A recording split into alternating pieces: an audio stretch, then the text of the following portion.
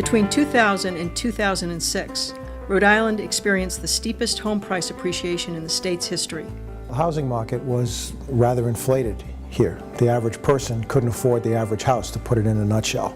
The values of homes had gone up faster than people's incomes, and therefore creating a situation where it was very difficult to keep pace. The normal growth market that we know it as used to be like 3–4% per year.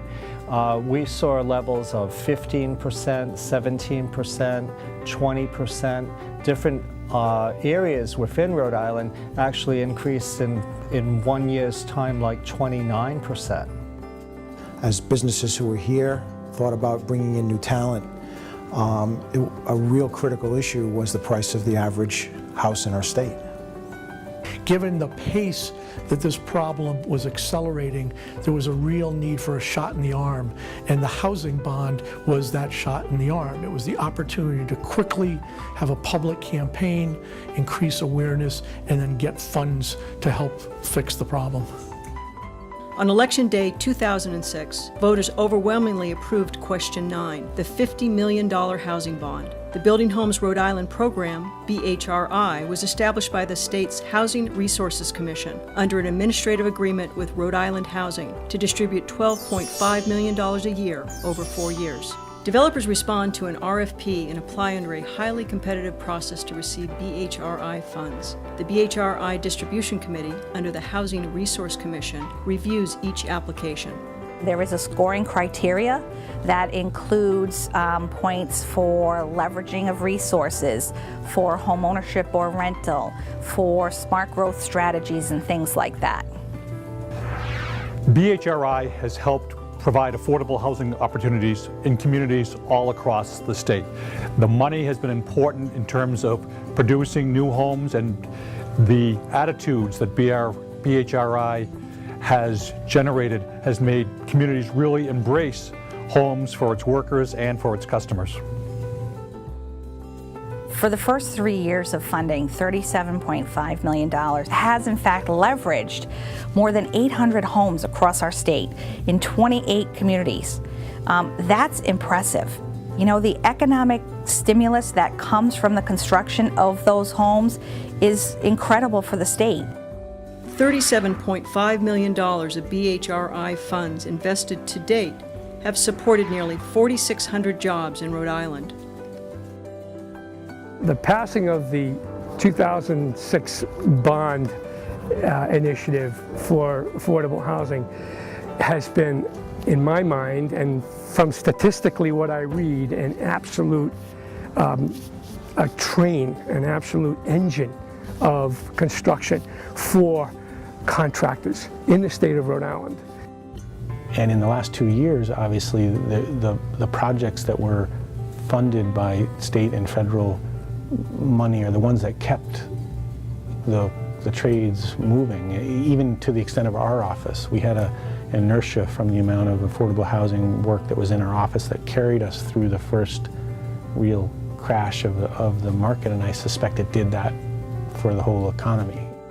Building Homes Rhode Island has enabled not just me as a contractor, as a general contractor, but all of my plumbers, my electricians, my excavators, my masons, my painters, architects, engineers, support to the architects and engineers, right down to someone who feeds the people that are on this job. When the food truck comes up, somebody's got to run that food truck. And what I really like about this project the most is that all the trades are represented here. Everything from electrical, plumbing, heating, geothermal system, carpentry, drywall, masonry, all the trades are here. So it's a golden opportunity to really see a full-blown out project with all the trades present. Building Homes Rhode Island has not only supported the construction sector, but the homes created have stabilized their surrounding communities. Well, I think housing is often overlooked as really the main domino for everything else. So if you look at providing stable homes for individuals and for families, everything else then falls into line and becomes stable. So you can address education, you can address jobs and workforce development. It is really a critical factor in rebuilding the economy. The town of Burrillville is one of many communities in Rhode Island that have recognized the importance of having an adequate supply of affordable homes. Their vision to transform an underutilized old mill building in the village of Harrisville into affordable homes is now coming to fruition at Stillwater with the help of BHRI funds.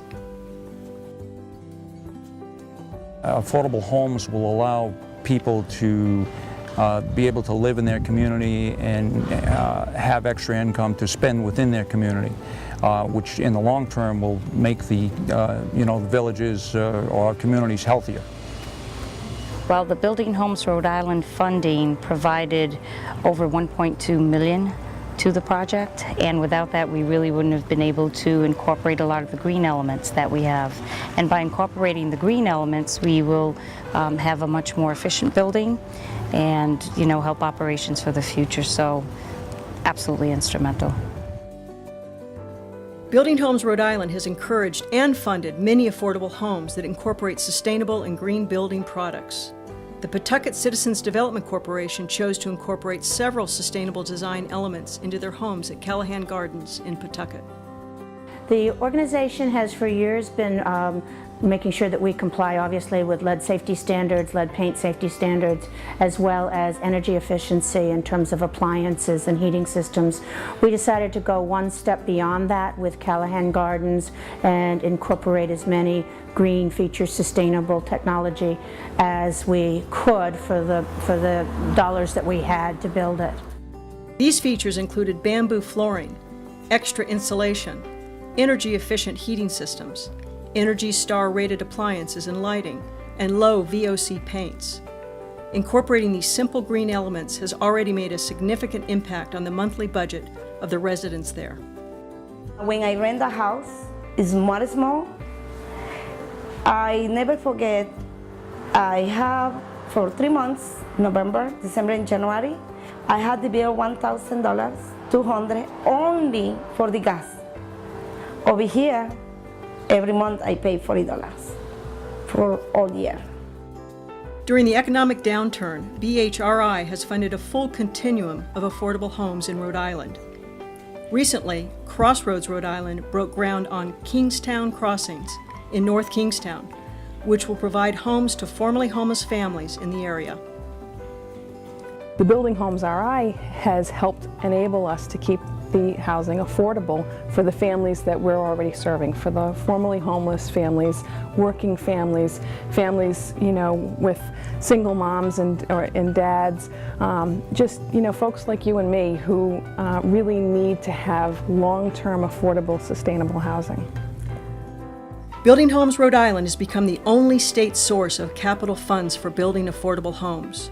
The program is set to expire in 2011, leaving Rhode Island with no dedicated public funding for the development of affordable homes.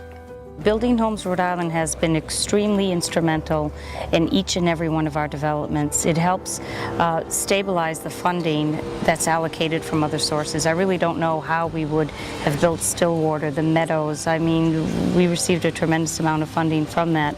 I can see a lot of collapse and downfall in affordable housing and servicing the community if that goes away. The fact is that without the Building Homes RI program, without the Neighborhood Opportunities program, without these supportive economic programs, as housing developers, we can't get the job done. Having a dedicated resource for building workforce housing in our state is critical. What that looks like, I'm not sure. Whatever it is, we need something to continue this work.